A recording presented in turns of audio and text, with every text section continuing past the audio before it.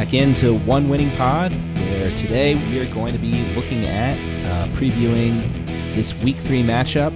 The Indianapolis Colts will be traveling to the bank, take on Baltimore Ravens. This is the first time this matchup between these two teams will happen since a very thrilling Monday night game back in 2021. The Colts got up to a big lead, and Lamar Jackson connected with Mark Andrews and Marquise Brown to have an overtime comeback, one of the most thrilling games in Ravens history.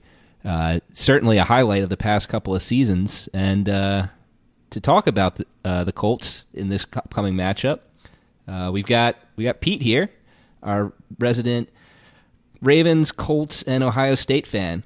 How's it going, Pete? Yeah, it's going well, guys. I can't believe it's already week 3. It seems like it was just yesterday. We're looking at the draft and heading into the preseason already. Man, time's flying. And you said been 21.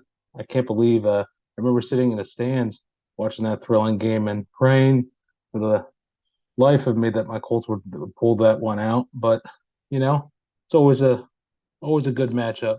Always a good, with a rooted history and a deep hatred between these franchises. But looking forward to another exciting game. Well, hopefully it has the full potential of excitement. I know that maybe one of the reasons the draft into the preseason, into regular season was so fast for you guys is the addition of Anthony Richardson, one of the best prospects in the draft, one of my favorite guys for sure.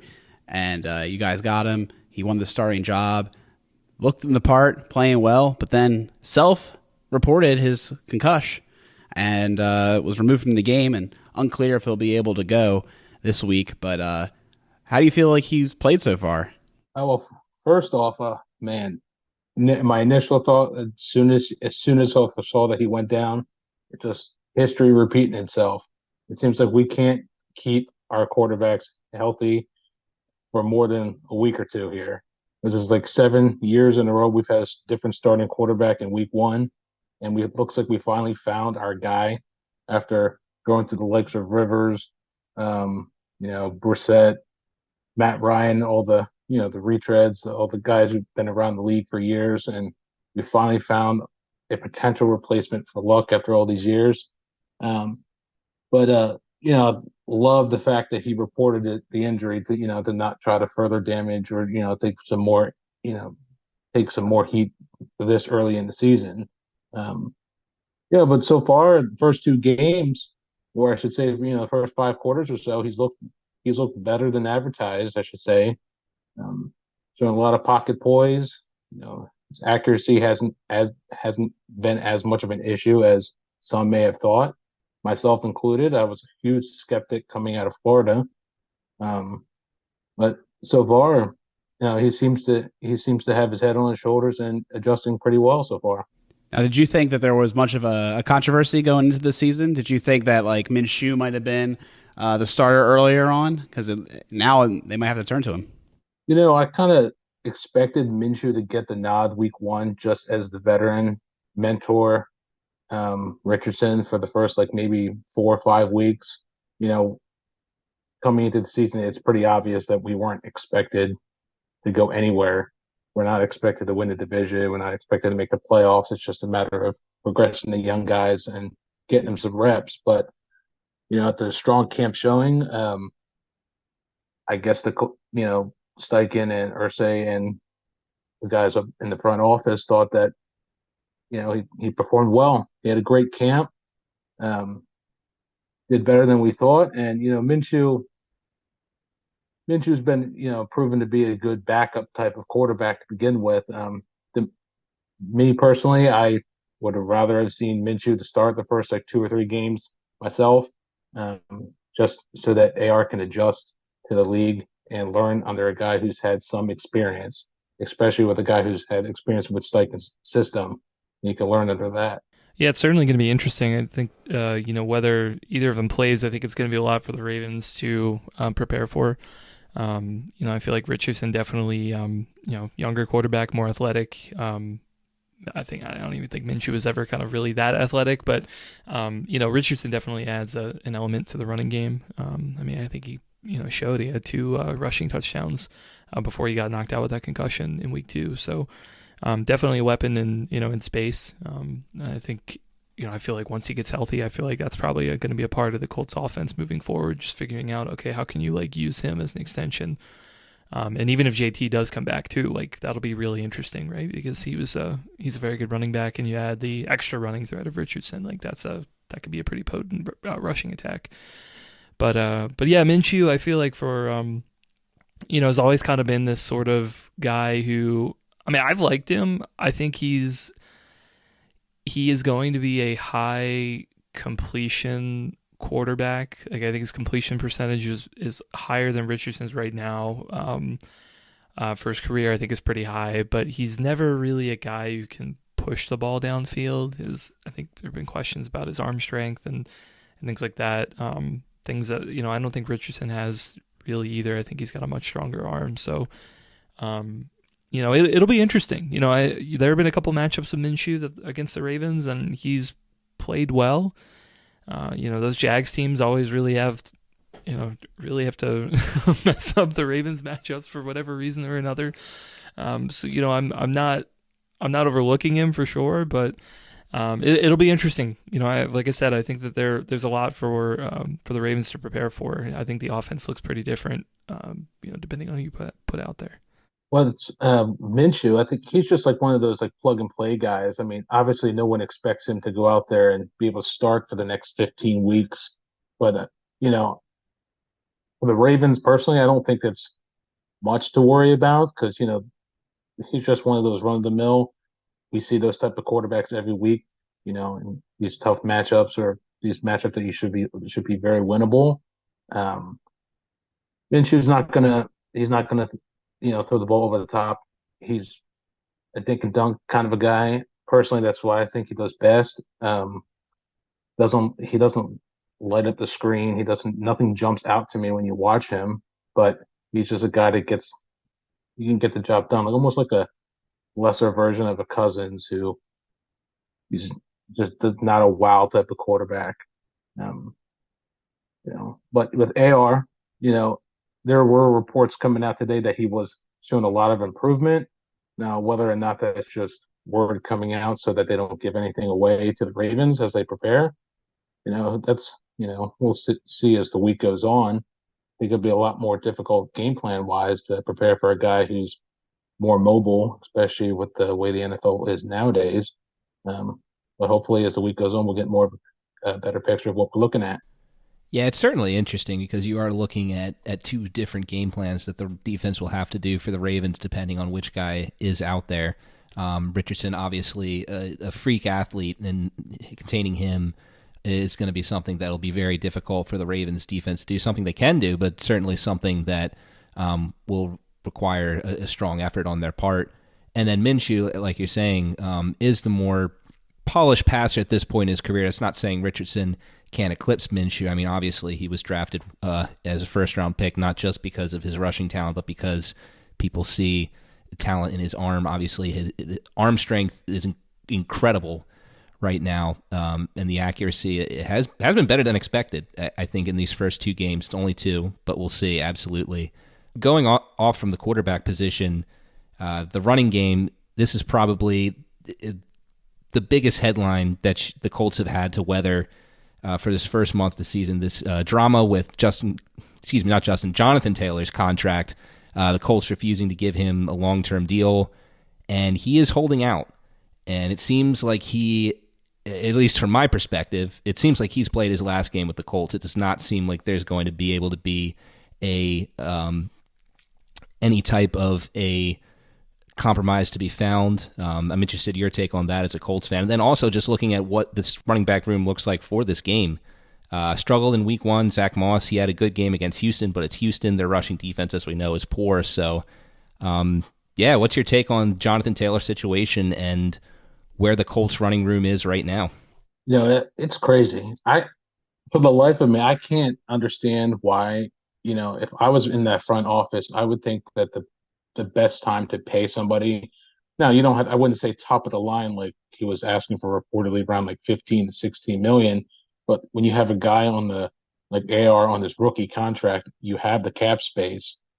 Like it's to me, it's the only logical time to actually want to pay a running back who can take the load off of a young quarterback trying to learn and make it in the NFL. And this just seems to be a pattern in the last several years now with the front office for the Colts that just can't seem to put together all the pieces, whether it's drafting wide receivers nowadays, whether it's making sure that we have a sufficient line.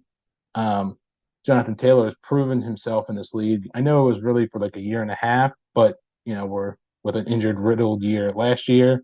But he's still a top running back, and he's very young, great hands. Um, it's just amazing. And when you look coming into week one, you saw um, Deion Jackson, who's gotten opportunity after opportunity in Taylor's absence over the last like year or two.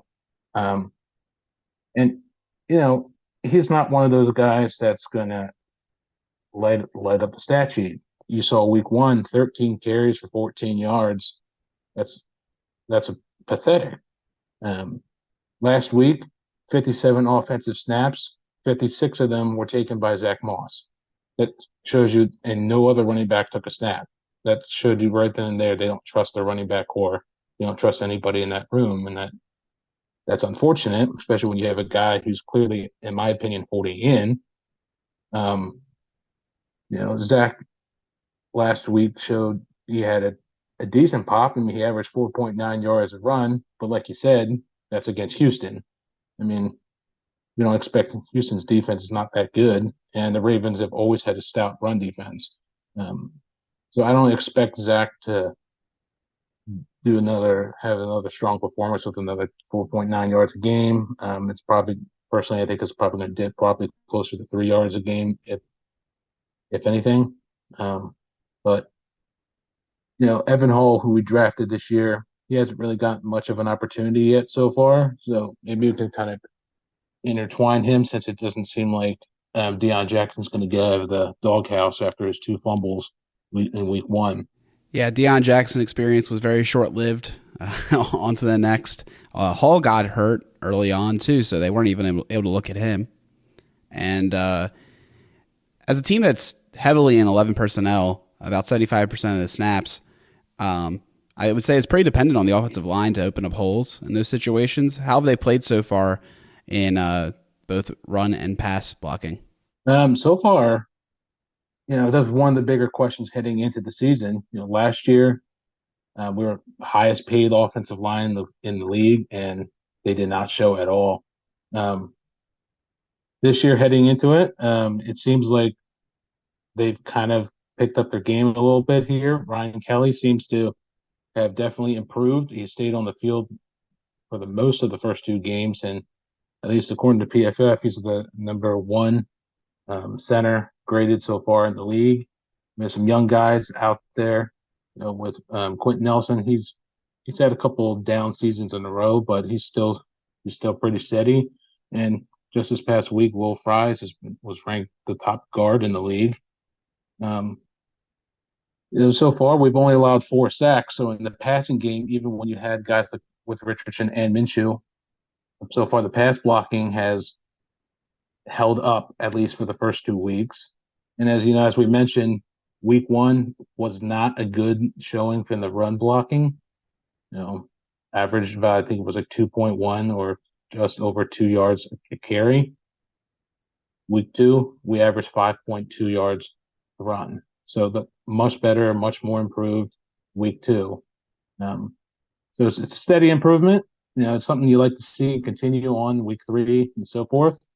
But it seems that the O-line has found a new resurgence over the beginning part of the season so far.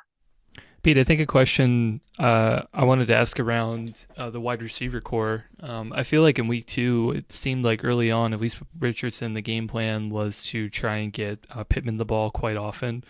Depending on who at the quarterback position is going to play here. I guess, can you talk about the kind of the receiver group and who the desired targets are at this point? Like who the quarterback's going to go to? It seems that Pittman is starting to build a good rapport with AR if he plays. I still think with Minshew, he had 12 targets from Minshew in the game and last week, and I don't see why that would change this week coming into the game.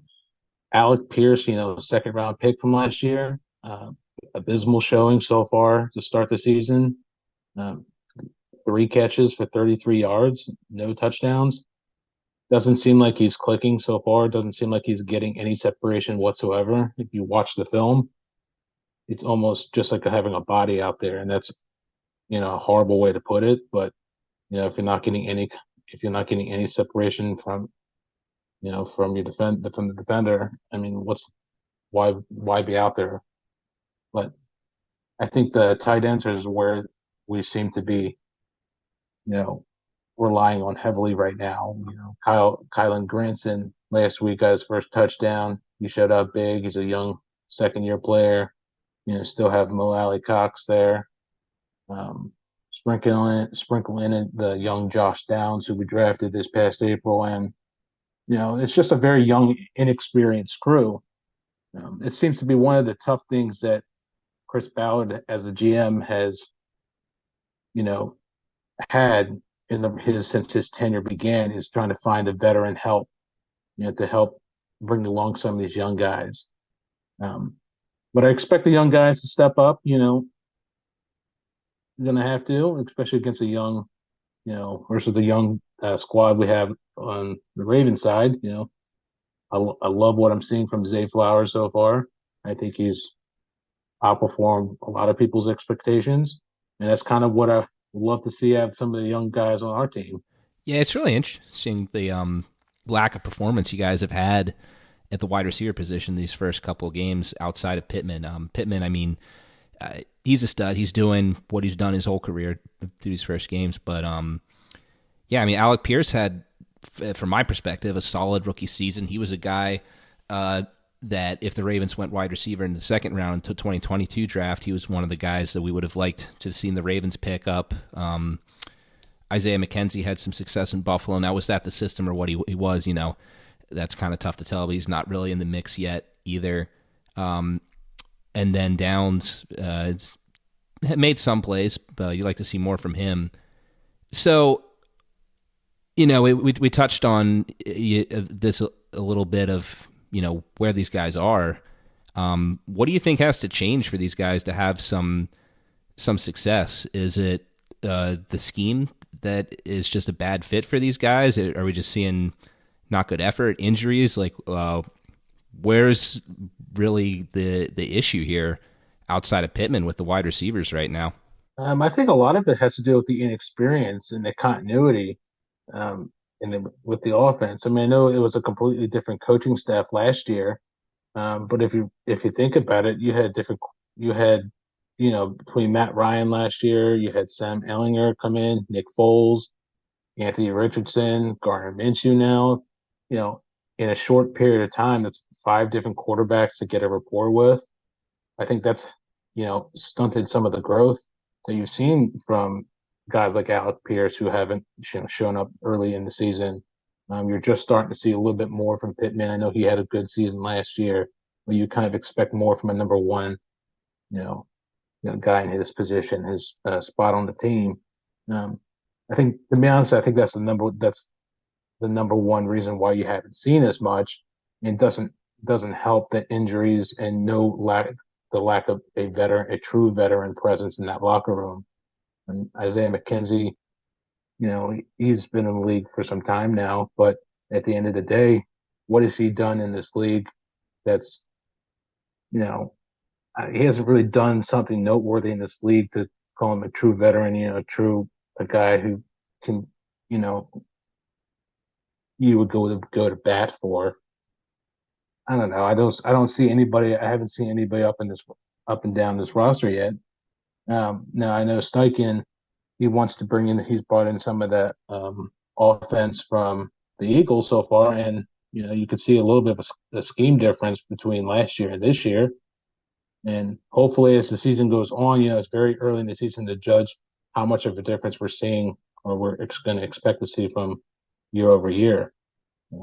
Again, like I said, It's just getting guys more reps with one quarterback, one mind, and build off of that. I guess one of the last questions I have for you as far as offense goes is, since you're uniquely situated as a fan of both teams, how do you think our corners line up against this wide receiving group, particularly assuming that we don't see Marlon back this week? Overall, I think they match up pretty well. I don't expect Marlon to play at all this week. I expect him probably back in the next couple weeks. I don't see this as a must-have or a must-week to bring him back into the fold, and think you can kind of ease him back in. Ronald Darby, he's a decent corner. Don't I think they match up pretty well. The only one I would be worried about is, like I said, Pittman before. I don't I don't see anyone else causing that much of a problem for the secondary or the corners this week. I guess moving along to the defense, we know that the defense is built around studs like DeForest Buckner and Shaq Leonard. But I guess what other key contributors do you think are on this team that the Ravens should be looking out for?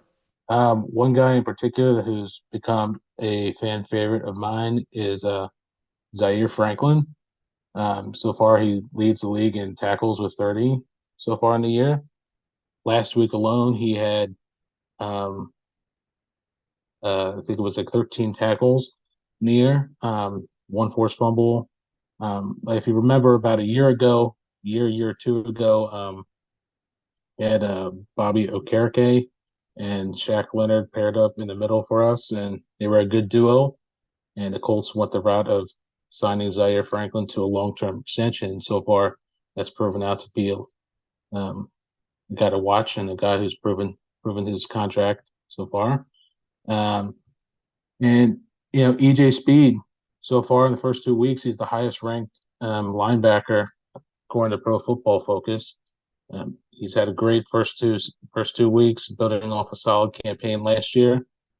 There's probably two guys that stick out in my head, but I know that Shaq Leonard is the big name, and we all expect him to do things. But I think the one thing that needs to be noted is, he was injured all last year, concussions, back injury.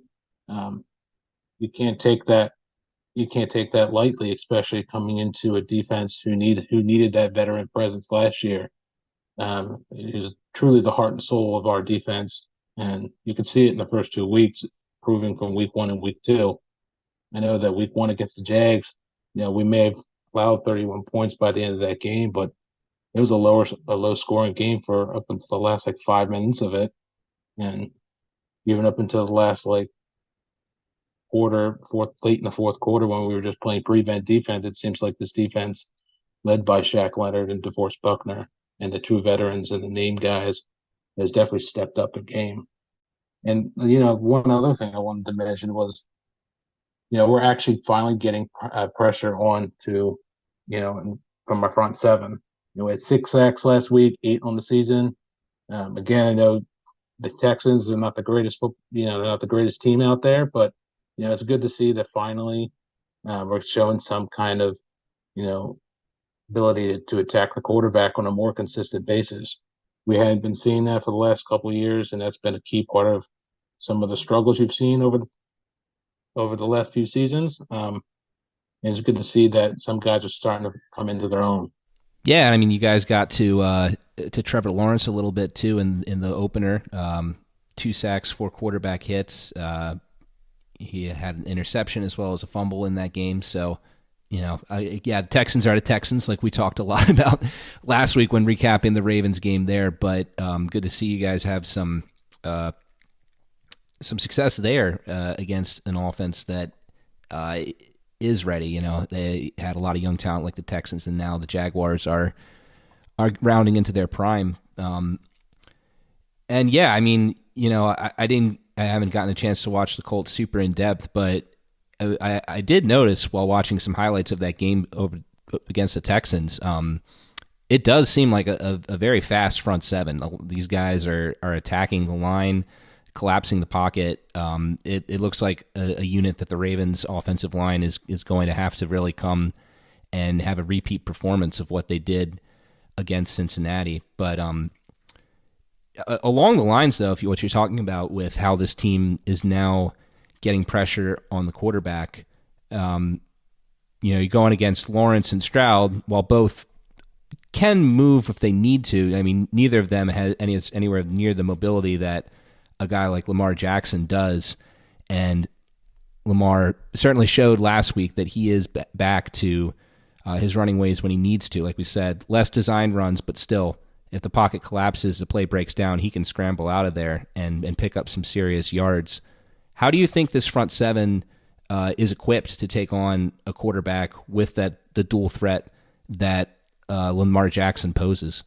Yeah, it's always Lamar's legs are always a problem, no matter the defense. I don't think there's one team out there that can scheme and perfectly, stop Lamar. He finds it, whether he has an open field, he'll find the space. I think I'm more interested to see his passing attack this week. I think he stands a far better chance of destroying us in the passing game, especially with our putrid secondary that we have. Our cornerback room is probably the weakest spot on our defense. We drafted several young guys, including Daryl Baker this year, and he had a lot of off-season hype that he just hasn't lived up to. And getting he's been getting torched left and right, especially last week against a young Stroud in the Texans offense.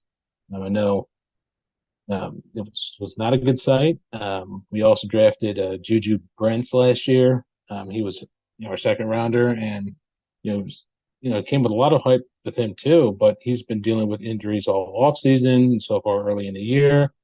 The only true veteran and the only true guy that is out there on our defense, or at least our corners, is Kenny Moore, who Ravens fans are familiar with, but he's more of a nickel corner, and it's just very inexperienced. And just I think that Lamar will have a field day with this, with throwing it on the outside. If OBJ's, if he's able to play, I think he'll get his share of targets. Zay Flowers we saw last week in the game.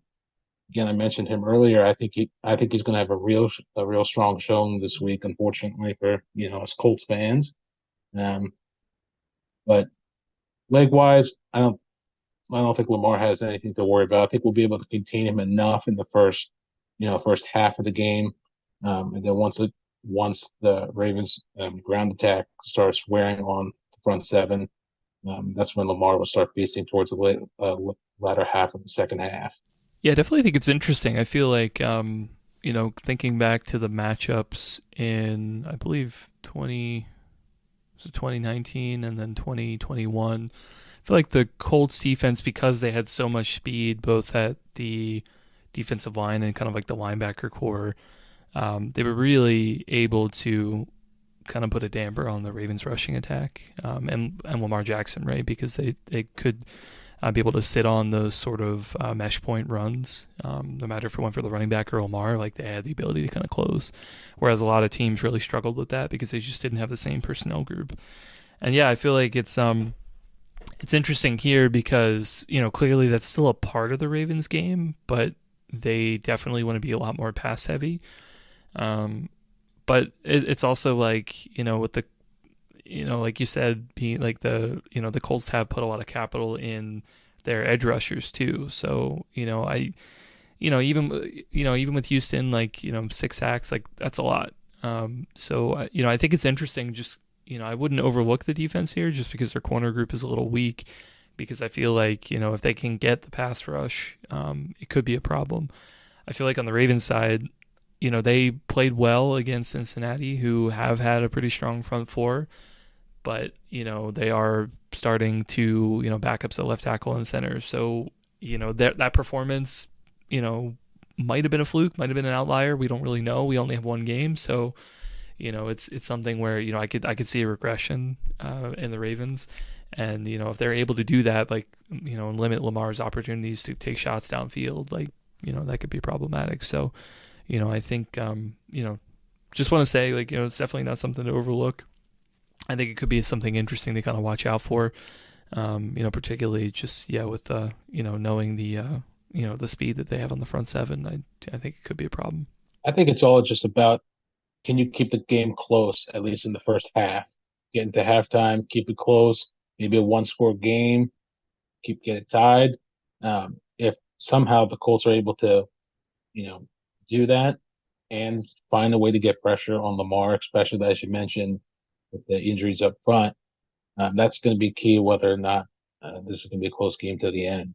As kind of an aside, I mean, kind of not going into the matchups real quick, but just kind of looking at the Colts roster, I was curious if you had a thought on this, Pete, but I feel like to me it seems like the Colts are really interesting because it seems like a majority of their defense is all draft picks from the Colts. Like I don't see a ton of free agents from other teams on this roster.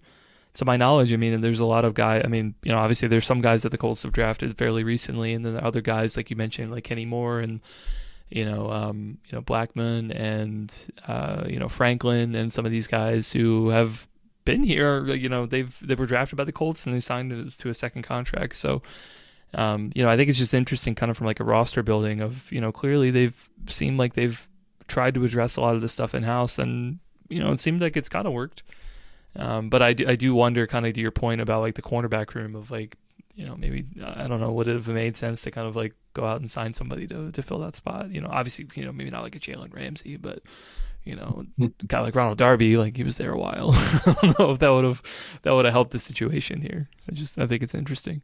Yeah, I think that's a good point because over the last two regimes, including the current one, there's definitely been, and with the Grigson era, you saw more of a focus on free agency. He struggled getting draft picks. He was not good. And we were always in cap hell when it came to him. Now, with Ballard here, he's been trying to change that culture and try to build the team from ground up. And we're always one of the tops in the league with the cap space, but for some reason, I don't know if it's just his ideology of not wanting to spend big on free agents that may, have already peaked, but that seems to be the way that Ballard's always gone. And that's been like one of the biggest criticisms from a lot of fans, a lot of media pundits, that we don't have the strong veteran presence. We don't have, the big name guys. And you kind of have to draft as many of these young guys and hope that more of them hit than not. And, you just look up and down their depth chart, and I really only see like a DeForest Buckner, Kenny Moore, a Simpson, Ebukam, not many true big name guys on the defense, that you've seen play elsewhere. And that's part of the inexperience, when you're kind of rebuilding a little bit, you should say in the last couple of years, you kind of expect that a little bit. And it does somewhat translate to the field, but as they come into their own, it may take a couple of years, but that is, is a glaring thing of this front office, at least I should say, as from my perspective. One other question I had is, we were big fans, at least I was, of the Colts draft, with Brent's going to you guys as well as Adebawore. Both of those guys were inactive last week. Are they injury inactives or just like haven't cracked the starting lineup yet? Brent, I believe, has been dealing with injuries since early in camp. Mm-hmm. So he was definitely an injury inactive. And honestly, I can't remember why Adebawore was out. I want to say he was dealing with I don't know if it was a hamstring or an ankle injury. But it just seems like we're hoping to get these guys back on the field as soon as possible. All right. Well, certainly there's a lot to look forward to in this matchup. Colts team, I think it will be very different than what we last saw from them only a couple of years ago.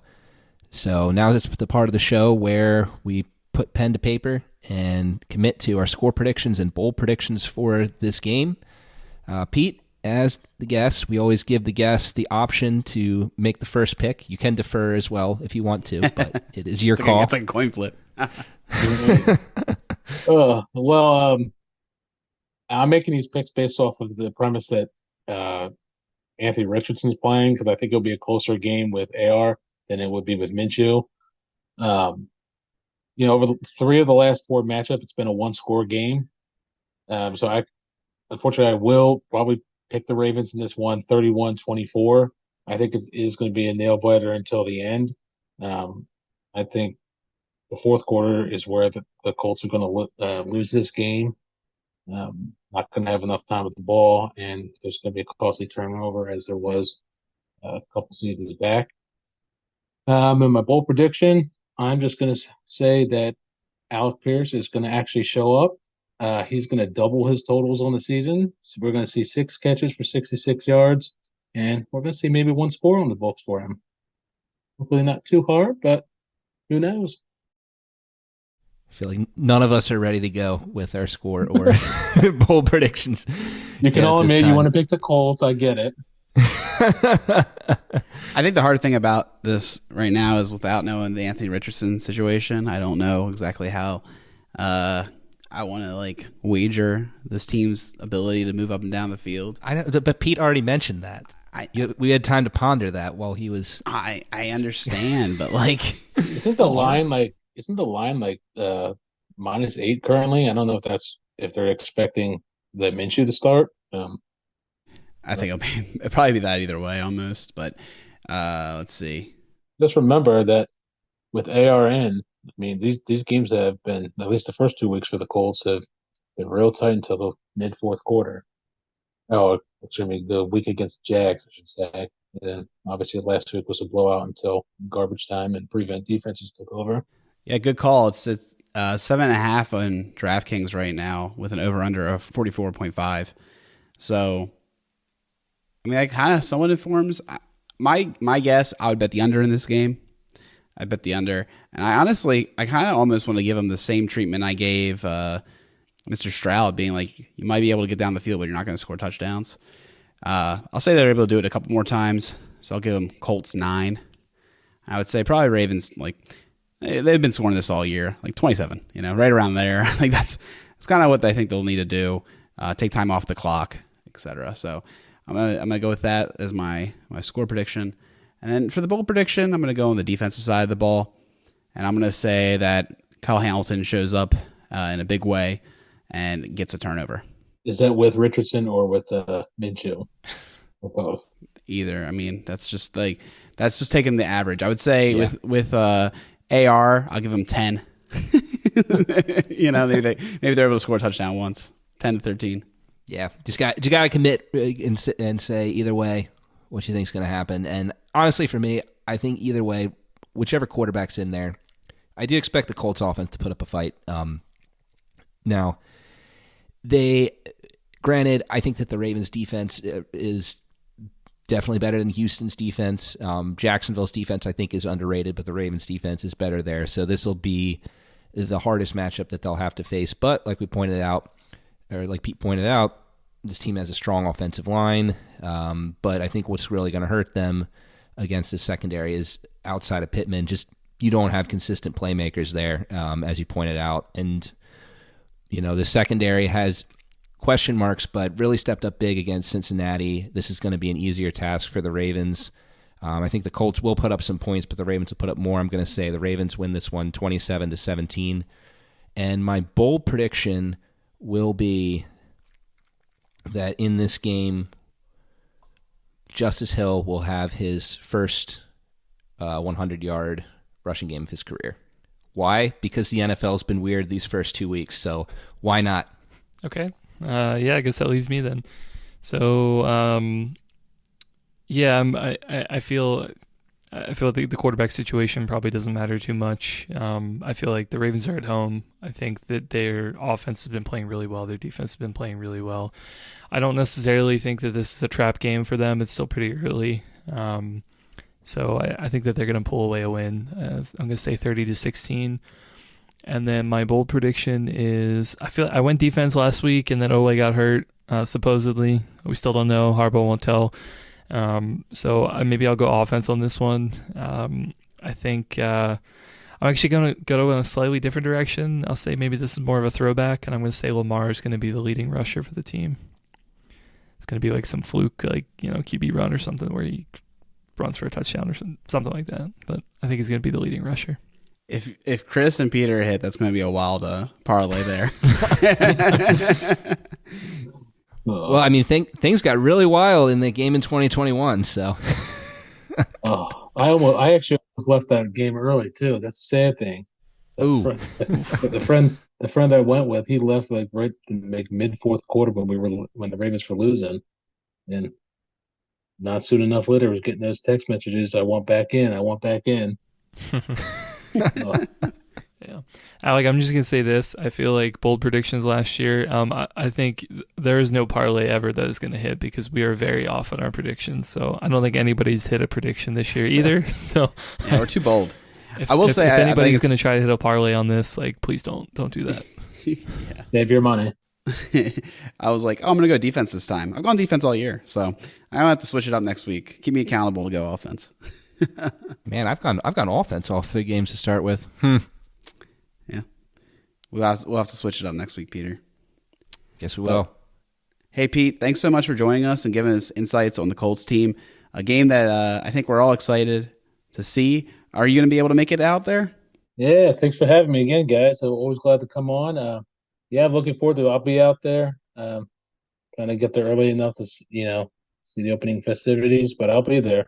Haven't decided yet if I'm going to wear both, just so I don't get booed again. But if I'm wearing my Colts jersey, I want those fans to boo me out of the building. I love it. I love the animosity. Love the cheers back and forth. I live for it. Excellent. Well, let us know your predictions on Twitter @OneWinningPod or email us onewinningpod@gmail.com, and we'll be back next week, hopefully with another Ravens victory to talk about as we look forward to another divisional game against the Browns. Go Ravens.